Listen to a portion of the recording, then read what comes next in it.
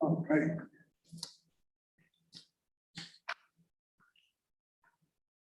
We're good? Oh, we're on TV. Yeah, I don't think so. Could be. I don't think anybody would watch. Is it recording now? So we have to start being careful about what we say? Or not, I guess. Okay, so the world can see. I'd like to call to order the Ethics Advisory Board for Tompkins County and June 29th, 2021. Welcome, everybody. And Dennis, Gretchen, Brian, and we have Jonathan Wood and our two clerks, Brittany and Kathy. So the meeting has been called to order, and following the agenda, actually, let me start with a couple comments from the chair. Thank you for your service. This is once a year we get to see each other, I guess, and that's a good thing, and that we haven't had a call for addressing any ethical issues this past year. So good news, but it's also good to see you guys. Jonathan, you are up on the agenda. I want to give you a report on The financial disclosure forms. Okay. Right, so are they amplifying now too? Okay. So fortunately, everybody finally got in their forms. I gather it was slower than it had been in some other years, according to Kathy. But they're all in. There aren't, again, I kind of try to emphasize this, like, people are just reporting things, like, so you don't know when you see it whether they're accurate or not. And so, I mean, it really is a thing there that's just people are reporting what property they have, who their spouses are, what real estate they own. So, rarely do they raise major issues. They often, sometimes, over the years, they raise issues about the form. Maybe the form could be more clear. And one thing's for sure is that changing it to an electronic version has made it much better in terms of response, because, as the audit pointed out, back when we did it on paper, you tell people to put in NA or not applicable, but it's just the natural thing for people not to do that, to leave it blank. Then you have a bunch of blanks, and the form forces you to put in not applicable when it's not applicable. So everything ends up being complete because you can't proceed without it completing it. just members of the legislature who are submitting these forms. So, Can you?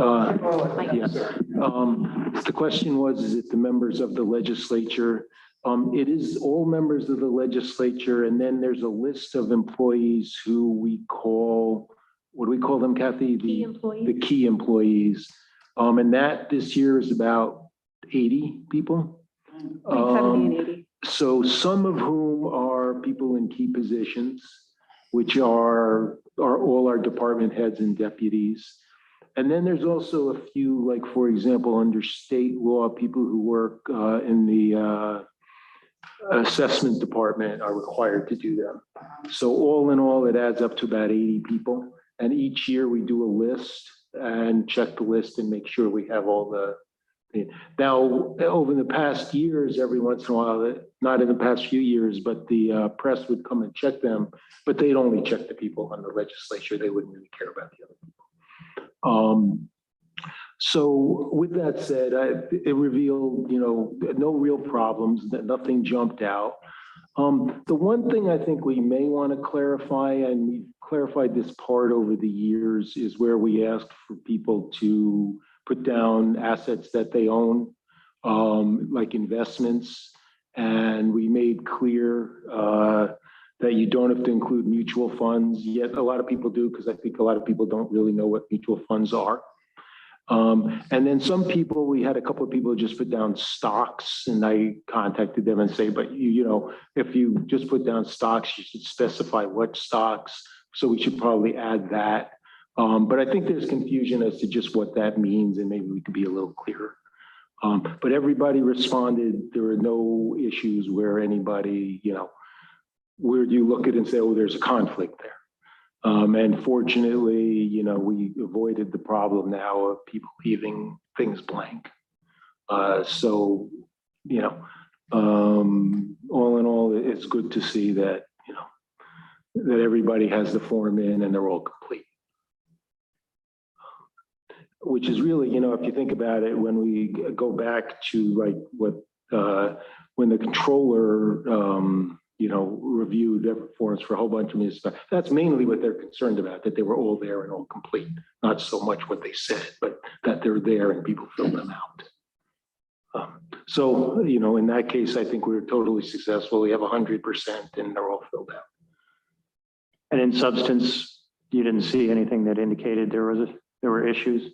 No, I didn't see any issues. I mean, you know, it's sort of interesting in the sense that most people, you know, don't have any real estate holdings other than their house. Typically, a few people have, you know, property or not.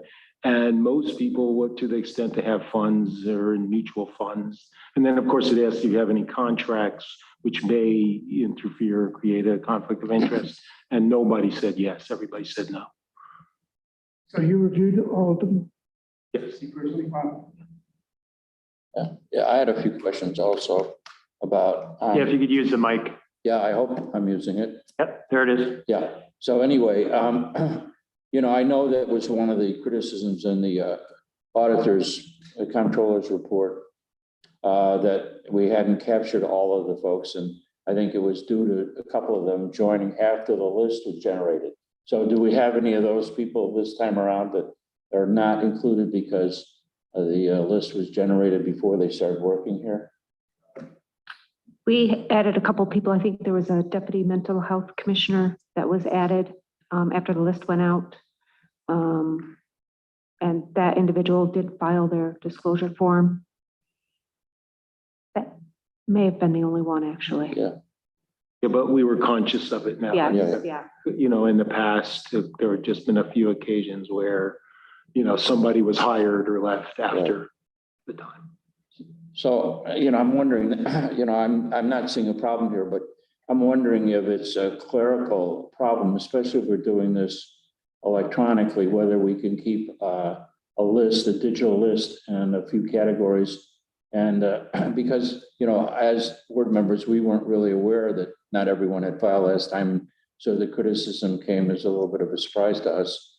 So I'm wondering if it would be a clerical, add much clerical work to maintain a list of people that are supposed to file and, you know, and check a few boxes after that to make sure that the critical things that we are looking for in these reports are included there, just so that when we review this, you know, since we don't actually see the forms, at least we can say, you know, that these forms, this was covered and looked at, and we have this checklist, and we can rely on the checklist. I do have a checklist. Do you? That. Yes, Yeah. I do. Yeah. Yeah, well, it'd be good to probably circulate that for the meetings then, so that we can see that this has been reviewed, because we don't have, you know, in the process for reviewing it, we don't have, and this is a whole nother issue.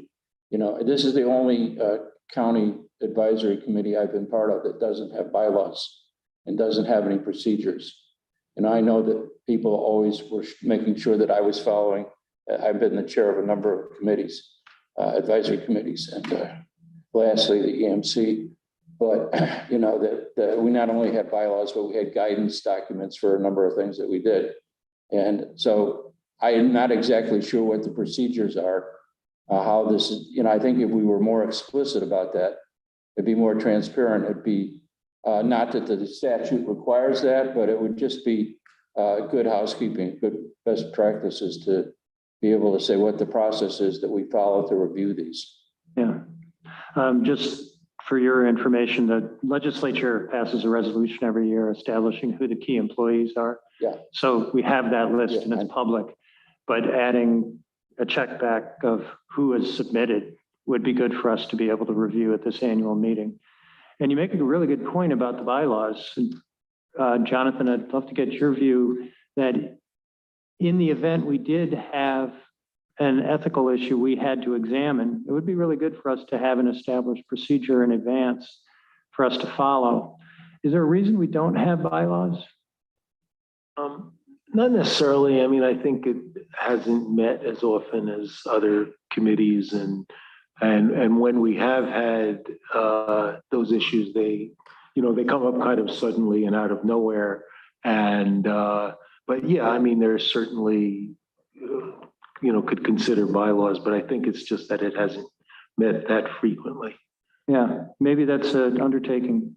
I was just going to say, it's outlined, the responsibilities of the Ethics Advisory Board is outlined in the Code of Ethics. It's attached to your agenda packet, actually. So you think that, would that give us enough guidance if we had to? Yeah, I mean, it would give us guidance on how to conduct a review, but it doesn't give us guidance on all these other issues about, there were other things in that audit report that I think may not have occurred if we had a process that we could clearly follow. For example, and it's a little bit, I can save this for later, but I'd like to go through some of the critiques by the comptroller, and not that they're required by statute, but they're just best practices, I think, that we might want to follow. Yeah, I mean, looking at the code, I think this might provide us enough. I mean, it certainly talks about the annual review of the financial statements, or the disclosure statements. And there is language in here about conducting an investigation. I don't know, what do you guys think? Maybe it's amplification of the code? Yeah. Well, I have other questions. One, yeah. There was the critique about that we didn't have a meeting for a year, in a year that we were supposed to have a meeting. And I know that I'd asked not only the chair, but some other legislators, and I'd asked Kathy, but as a member, I didn't have any authority to force the holding of a meeting. Therefore, we didn't hold the meeting. And it was a criticism of our performance. So, if we can't really affect the performance of the committee, I think we should have some procedures so that we might be able to do that.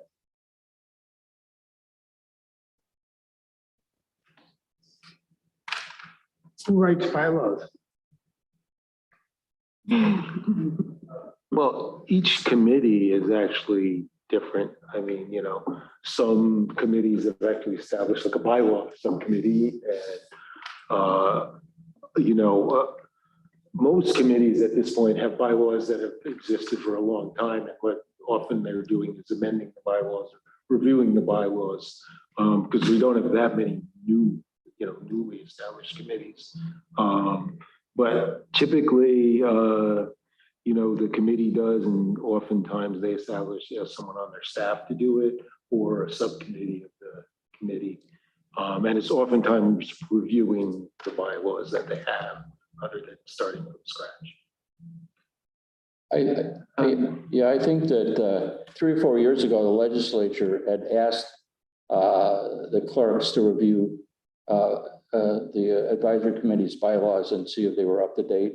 There was an attempt to bring some advisory committees to have sort of conforming bylaws, that there were not a wide variety of bylaws, but there were more standard.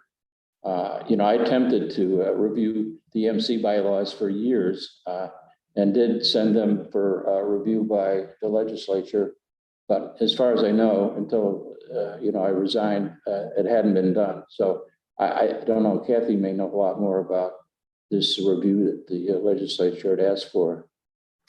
Actually, it is in process now, and there'll be a report going to the Government Operations Committee on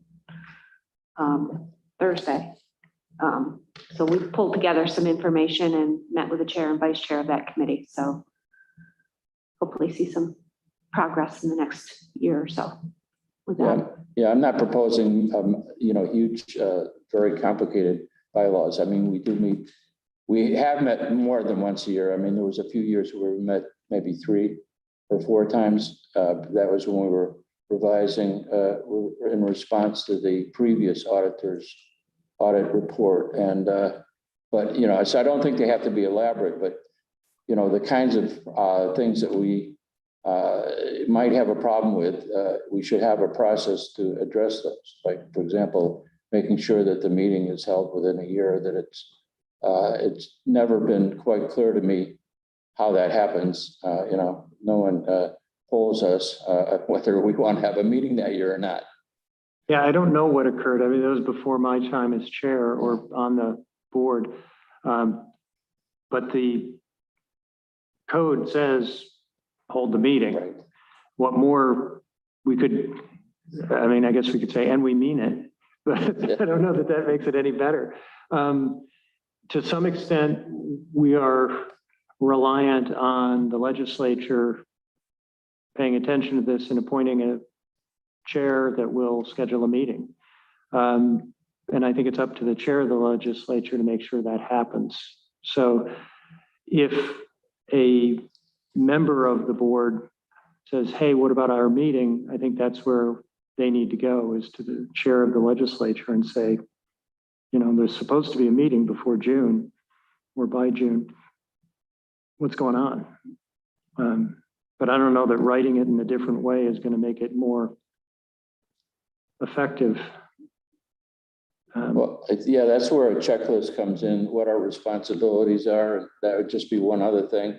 And that would give Kathy some something to take to the chair of the legislature, say, by the bylaws, this organization is supposed to have a meeting once a year. It hasn't had a meeting. This is up to, because I don't think the chair has plenty of things to do, and we all do. But I'm just saying, if we have something that makes this easy, rather than we have to remember, oh, we haven't had our meeting yet. I just think that would be helpful.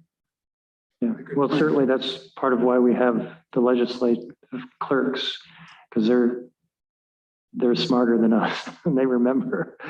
So that's where that responsibility really falls.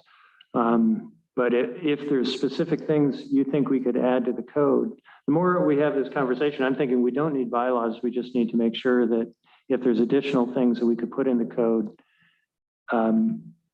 that would clarify these questions you have, I think that's the place to go, because it's going to be a lot more efficient to get them in there. And this has just about everything we need, I think. But I'd welcome comment on that.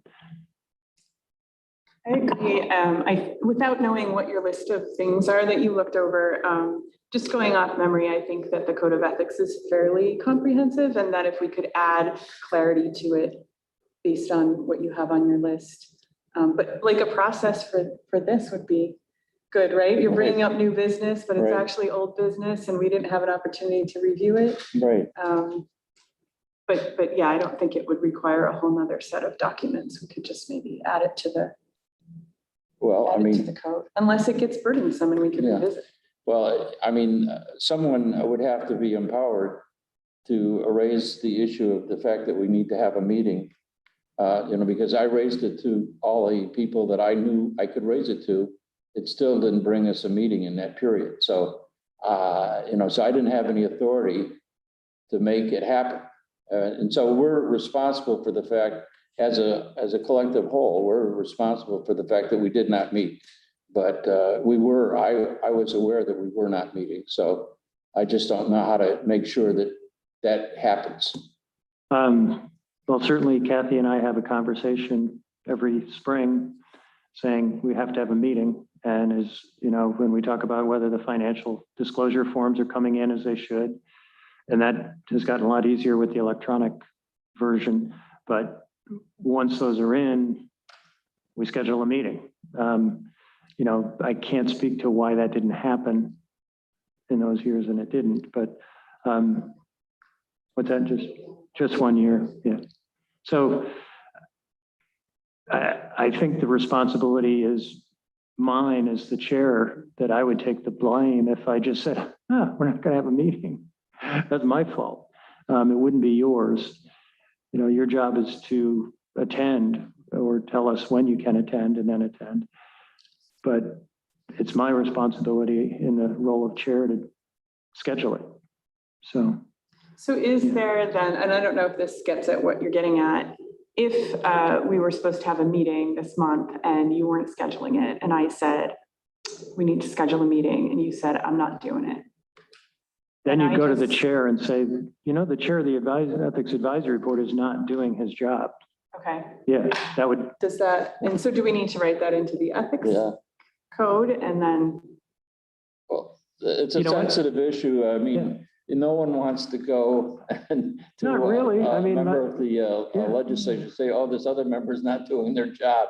but if I got appointed, I have been appointed Yeah. chair of this board, and it's an important thing to do. Yeah. And if I blew it off, you'd be doing your civic duty, telling the chair of the legislature, get somebody else Yeah. who can do this. Yeah. So I don't see that that's a problem, and I think we could add that to the code. Yeah, that'd be good. I mean, we need to have institutional memory. In other words, when you're not chair of this committee anymore, which probably will happen at some point in the future, the incoming person should realize, that they are Yes. responsible for doing this, and that's why recording these things is helpful. I'm thinking maybe we could, we're going to look at some changes to the draft code of ethics next, but maybe we could think about a second meeting this year where we put in these additional items, think about the language we want to use, and then we meet briefly just to say, yeah, that works or it doesn't work, and fix it.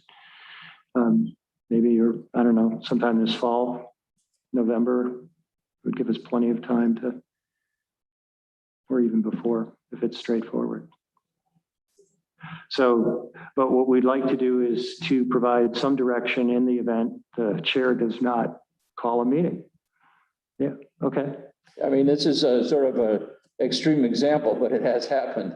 It has happened and we shouldn't let it happen. Yeah, So, yeah. Well, I also mentioned too that the chair of this board is appointed annually. Yeah, I know. That's the reason That's that we important need know. to have it in the code or in some sort of bylaw, just to, so when that person takes on the chairpersonship, they will be aware of the things that they should be doing.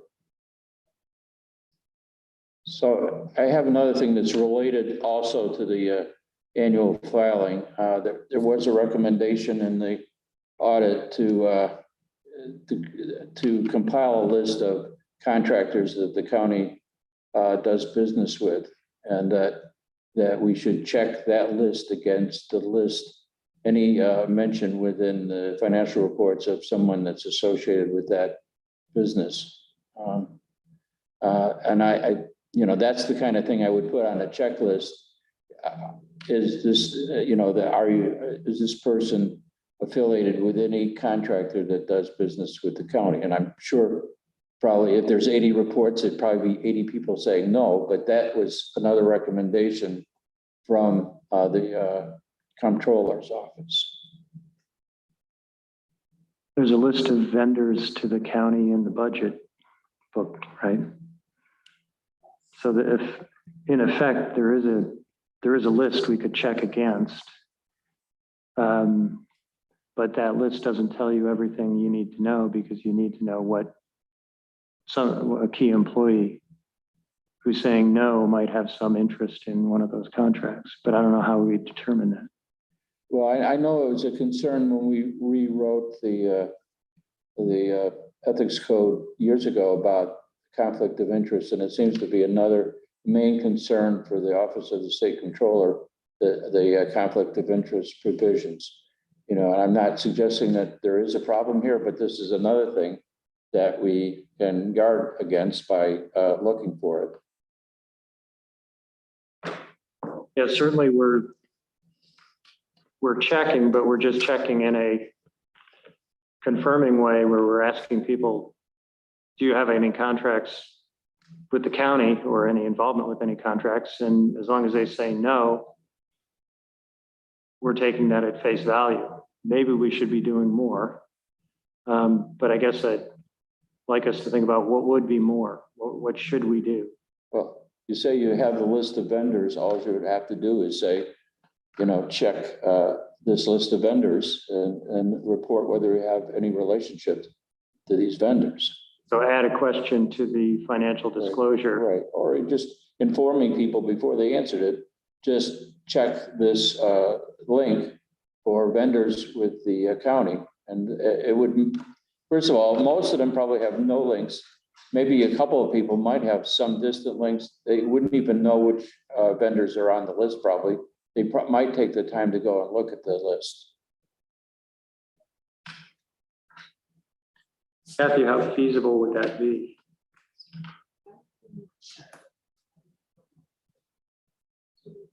Form through Laserfish program. And it's changing all the time. Well, not all the time, but it changes. I mean, the list of vendors changes. That list is pulled together. I know it's available through, the budget program, So is that done but I don't, through the finance department? administration. Administration, okay. Yes, I'm not looking to make anyone's job harder here. I'm just looking for a way for us to meet our responsibility. This was a recommendation. We can say, oh, it's too complicated. We don't want to do it and it's not required by statute. And we can just do that if we want. But it would make our system more robust if we could figure out a way to do it. And it would be better practice. It's just a question of how much work would be entailed. I guess that's something we could go do some research, and if we were planning to meet again, we could report back. How difficult would it be to maintain a list of vendors and link to it so that when people are filling out their financial disclosure form, they can see it? My view is frankly, that just really wasn't a very viable recommendation. I mean, list of vendors is thousands and it changes all the time. And employees are gonna, look at that list of vendors, they'd be scratching their head, and it would go in through, I mean, if they'd even do it, but I don't really think that's I think it makes sense in a completely theoretical way, but not in any kind of practical way. I mean, you ever see the list of vendors? I mean, it's subcontractors of contractors of subcontractors of, and it's hundreds and hundreds of names. I just don't see any. I've looked at it. Yeah, I don't see it being helpful to, exactly, it's pages of stuff and not, I just, I don't see it as a real viable way to determine, for employees to determine whether they have a conflict.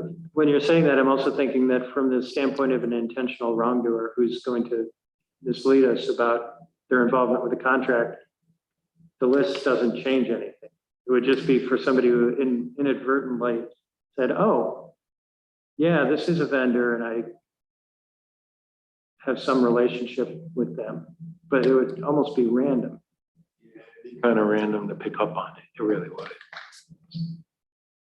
Well, I think, even having this discussion, and it'll be recorded in the minutes, and the next time they audit us and they review the minutes, they'll see we discussed it and they'll see that we considered it impractical. But I think we should get a little more in-depth response to that. So if we have another meeting that we could record it and that'll show that we took their recommendation seriously and we found it impractical. I should say we did have an exit conference with them. Rich attended, I attended, and we met with them for quite a long time and went over all these things. And some of the things they just kind of were realistically like, well, we just put that in every one. We didn't really fully expect that you'd do that. Things like that. I mean, it was, some of the things they're more serious about and some, were just sort of standard things they put in there. I'd like to add, I think between now and next time, if we're going to bring this up again, we need to be really clear about the purpose of the financial disclosure. Is it to attest that I am not engaging in conflicts of interest, or are we trying to investigate?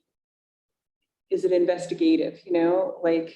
So I'm thinking about, I work at Cornell University and I have to fill one of these out every year, and the definitions are very dense, but we don't have to look at a list of contracts. It's just sort of like, here's the definition of what would be a conflict. Think really hard and write stuff down, or if you have a question, maybe we need a thing that's like, I have a question, so I'm doing this. I don't know if this is a conflict or not, but I just want you to know I'm doing it. And we could flag that somehow. That would be easy to pop up for us to review, but I think we need to kind of be really clear about what the end goal of this is, so that we know how far to go with it. I've filled out the one at Cornell, and yeah, and certainly they have all the complexity of people with grants and research in different areas that we don't have here. But yeah, why are we doing this? Well, it is an attestation. We're not really investigating it. Right. So we're hoping people will self-identify if they determine they have some conflict. But the nature of what can be a conflict, there just isn't a very broad category unless they're employed by the county or employed by a vendor to the county. And there it's pretty obvious, or own a vendor to the county. But again, it's going to jump out. There's that piece in the code about like gifts, and there's a cap on how, I don't know, $50 or something I remember talking about before. And so even just kind of pulling that up into the attestation and saying, or if there's any relationships you have that would result in a little extra, or whatever. I don't know how to work it out, but I think it's worth thinking about. Yeah. Bringing some of the code right into that attestation form also does some education out there with people who might lean on us for some reason. Yeah, I think the code is basically an educational instrument.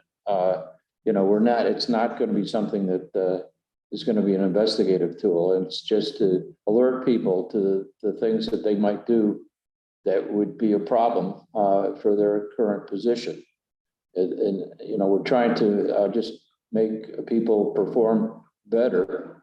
And and a lot of people that have committed serious crimes who have not been found guilty of those crimes have been found guilty of like perjury or tax evasion, things that were not the source of the crime itself, but were a way of dealing with it in an equitable way. We know you committed this crime, but here's what we're going to do about it.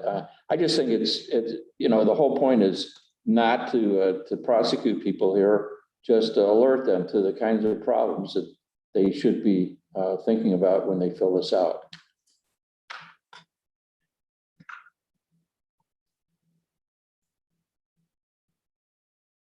So the action item then would be to review the disclosure form to see if there's more direction that could be provided by taking language from the code itself. Is that? Yeah. Okay. Yeah. So it's clear why, try to address the why question in the disclosure form. Yes, is that? Yeah. Okay.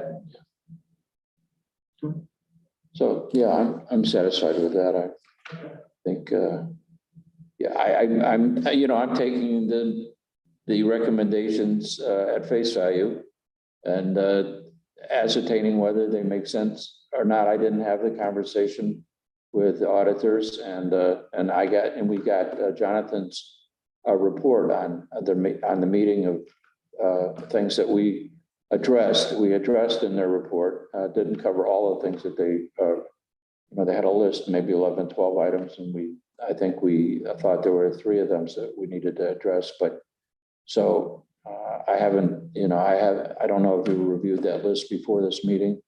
I think those are the things on the list that came to my attention that might be worth talking about.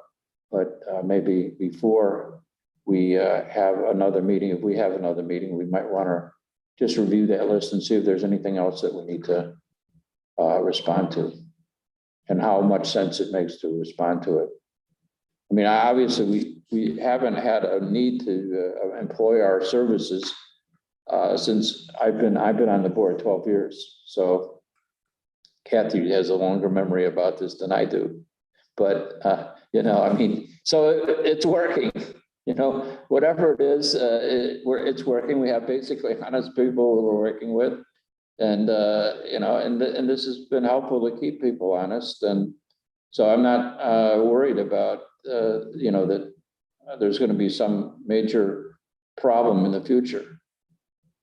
But you say that, I teach a course on compliance systems up at Cornell. And, Yeah, and so my concern is, are we doing fine or are we just missing signals? yeah. Are we just not catching it? You always worry from a compliance standpoint, but it does seem like people are taking their ethical obligations seriously. I don't think we're getting any signals at all, which is probably a good thing. Well, I mean, we would be getting signals. I mean, this is a highly contested environment we live in. If there was something that somebody was doing that somebody else thought was not right, we'd hear about it probably. Yes, I mean, I think so. The only time we had one case years ago that didn't become a complaint, but like the town highway superintendent was having people dump town gravel on his driveway and having people, that was resolved before it got to a complaint before us, but that's about the worst that we've come across. I was spreading gravel this morning. Was it It's a hot day county to- gravel? Yeah, it was our own gravel, all store-bought gravel, but anyway. Okay, anything more on the county attorney's report? Can move on to the draft code of ethics, and that's in your packet. And the highlighted in yellow are the proposed changes, either strikeouts or additions.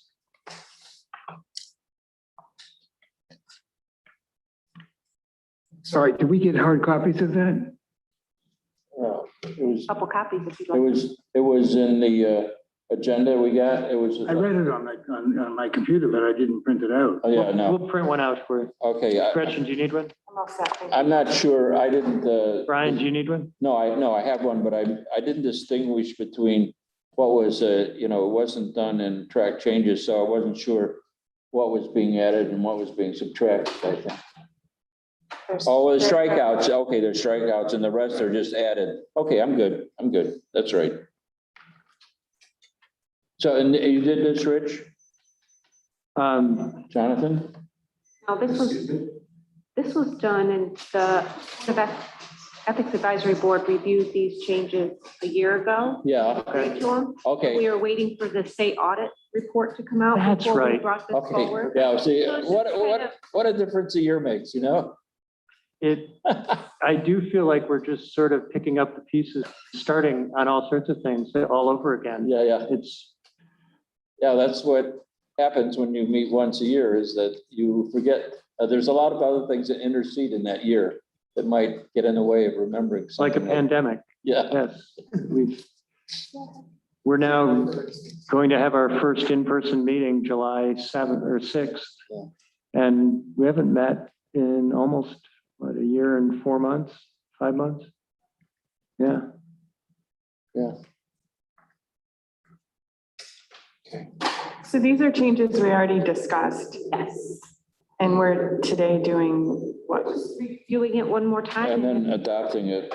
If we can adopt it, it'll then go to GO, Government Operations, and from there to the legislature, and they'll be adopted.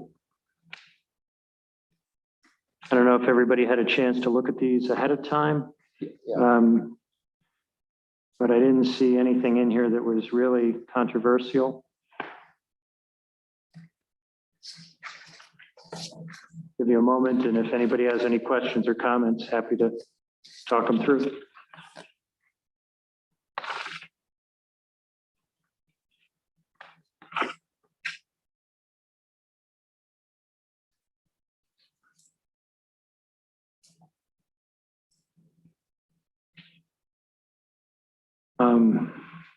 I guess I do have a comment on packet page 11. So page 9 of the code, the top item, meetings, 1A, that might be the place to put,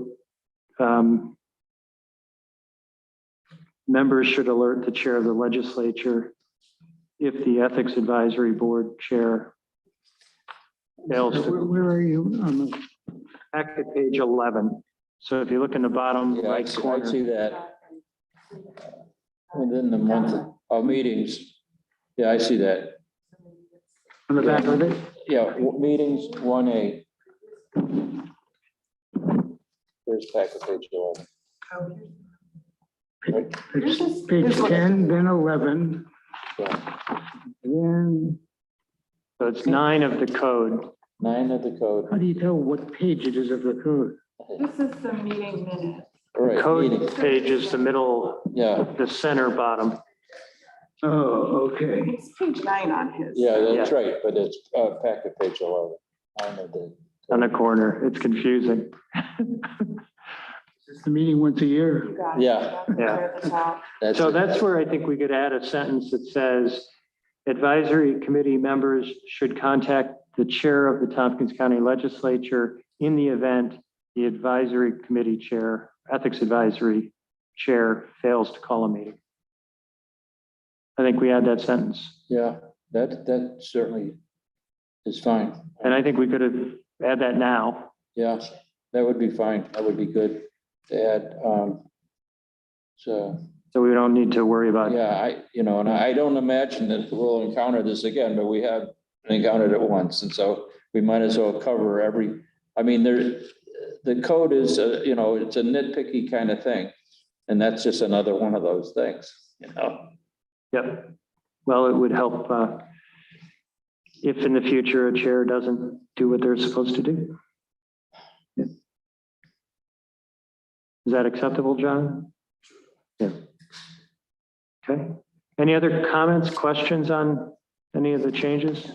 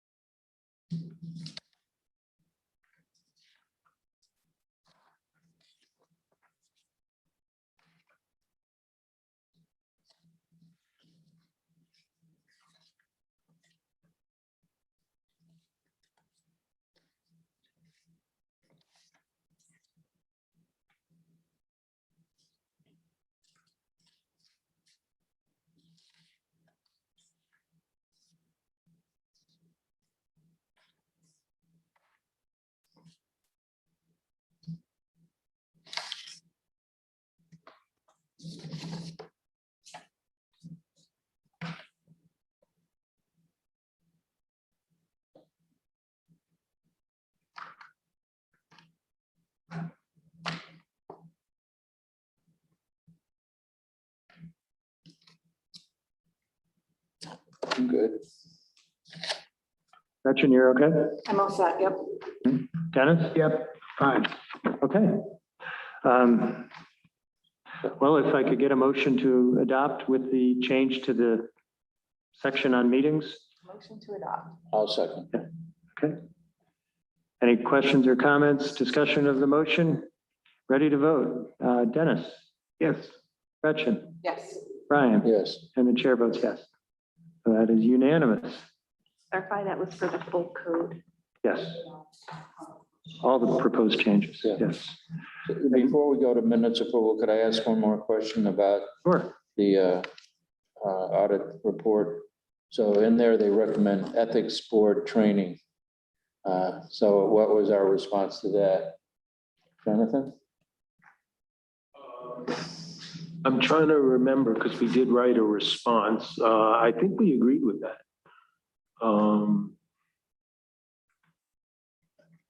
I mean, it was interestingly in they did a report of Right. all municipalities. Right. And almost no municipality Right. did that. Yeah. But I don't see any reason why we wouldn't. I mean, we certainly could.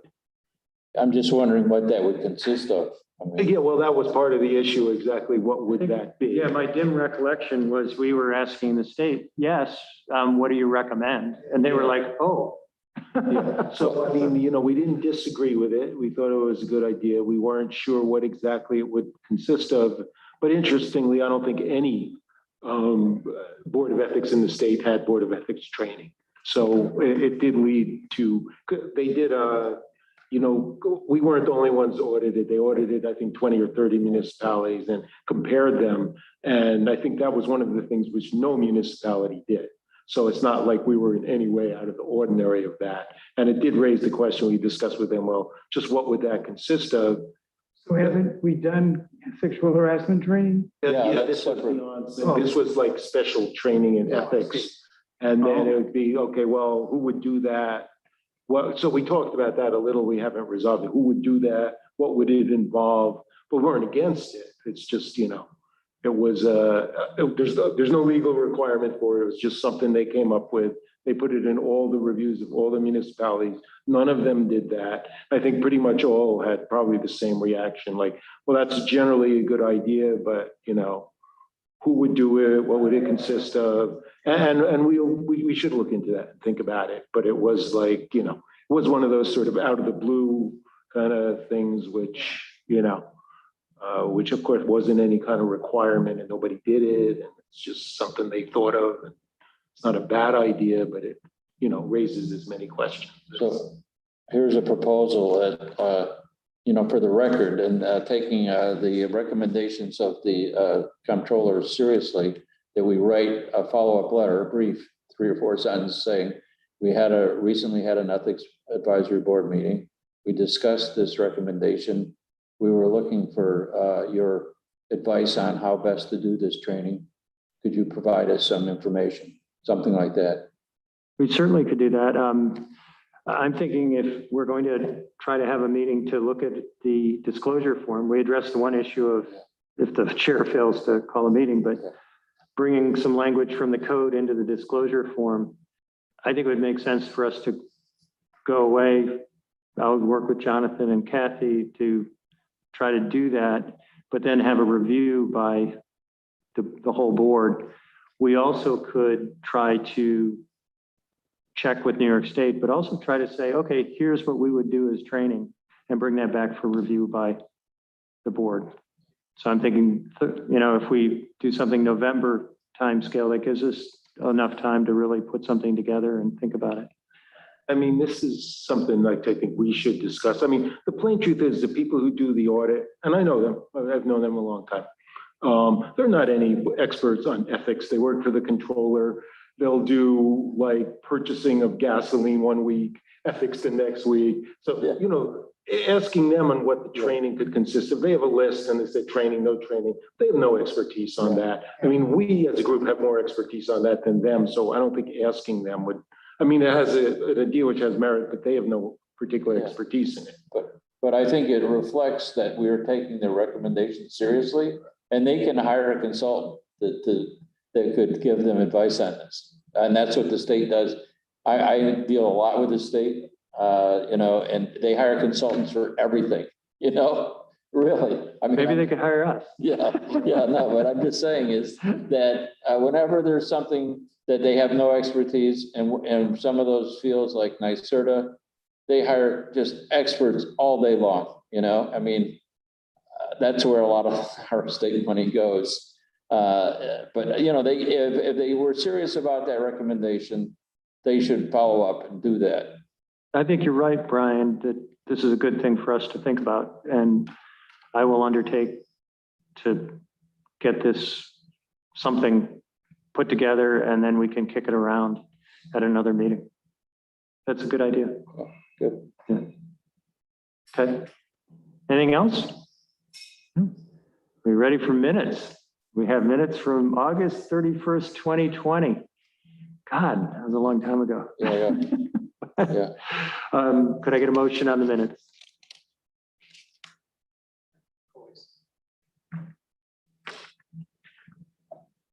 Yeah, they're at the back. I'll make a motion. Thank you. Could I get a second? Second. Okay. Questions or comments on the minutes?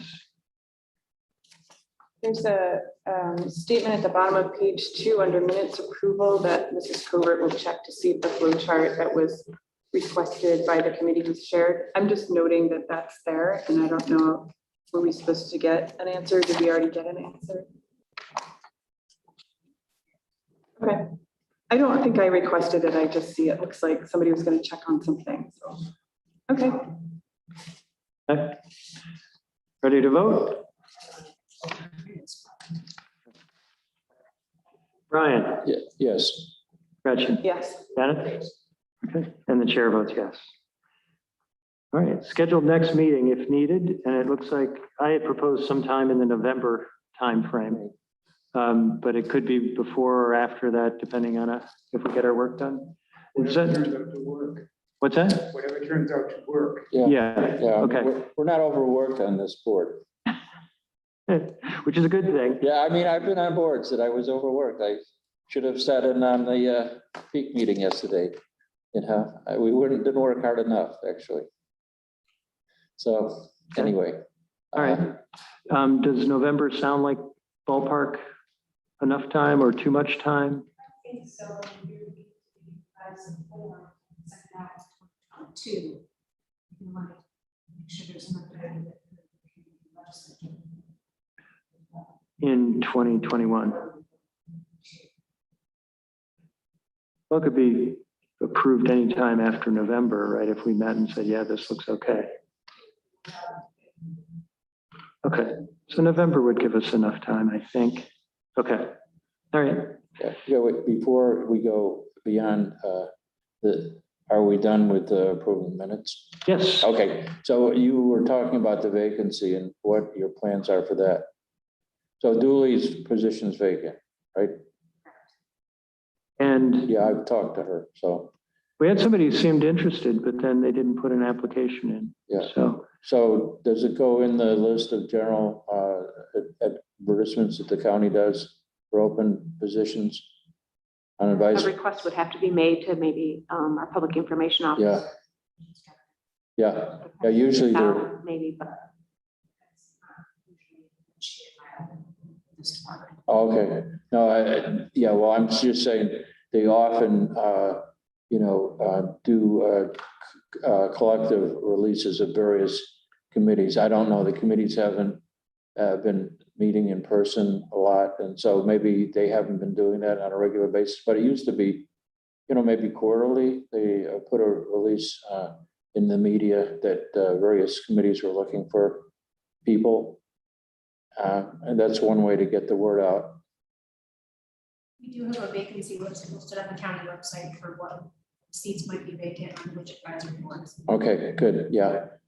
And then, like I say, there periodically, there used to be, and maybe Dominic isn't aware of that. I know that there were, I don't know what kind of media is available to publish this list on, but that's another way to reach out.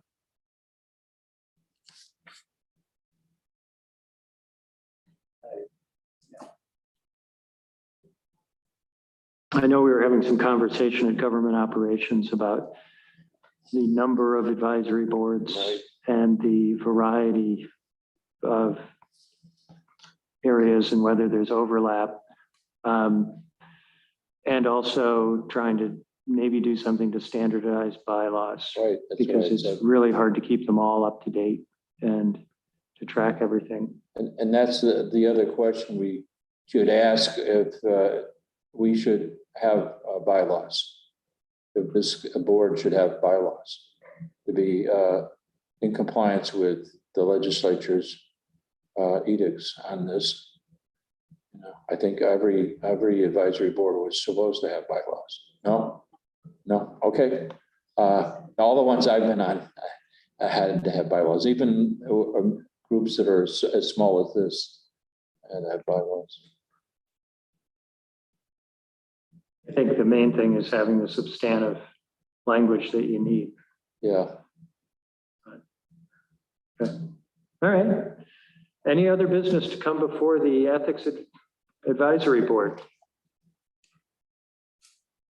Do I get a motion to adjourn? We can just move in second. Yes? All in favor? Raise your hand. Once again, thank you for helping.